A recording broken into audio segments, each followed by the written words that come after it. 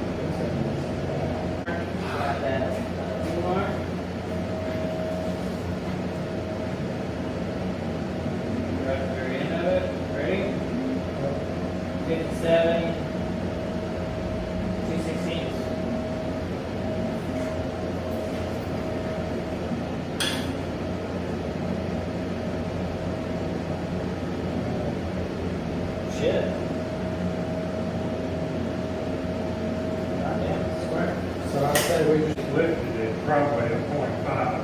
What is it now? 0.2. Yeah. Alright, so now that can go down, I'm pretty sure, if my thought process is correct. Okay?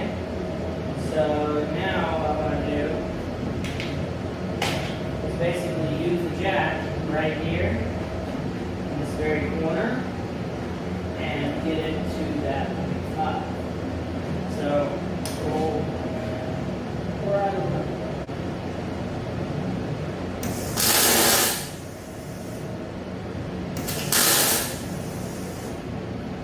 Okay.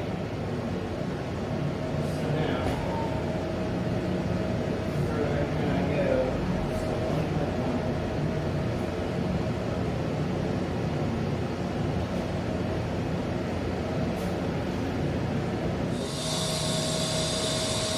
I know I do that every time for every section, but this is essentially the frame. So this has to be pretty dead nuts before you can continue anything else, because if you continue anything else, well, I'll say this. Every part of this section right here, what I'm showing you, is the most important. So take your time, tweak, mess with, redo, whole 9 yards to get as close as you humanly can.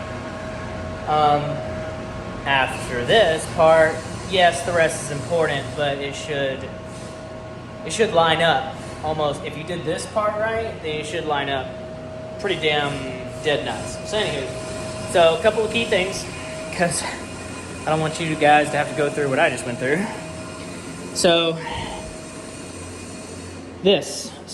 RB2 and RB1, the part number should be facing straight back, upside down, and on the passenger side, okay? There was a little confusion on that. Number 2, put these 2 bars on and just tack them at the top. Let them kind of hang.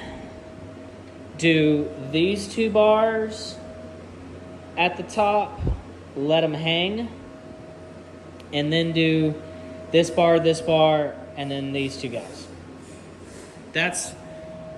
Do that in that order. Arrest me. So we're not even an 1/8 inch out of square. We're perfectly level, straight down with our harness bar, 100 yards. And she's looking great. So, yeah. Now, once you like it and everything's happy, I'm putting, 4 tacks, so 1, 2, the very bottom and the side, 4 tacks all the way around. That way it can still be manipulated, kinda, but for the most part it's set. Make sure they're decent tacks, but that part is done. Good God. So now, on to the next part.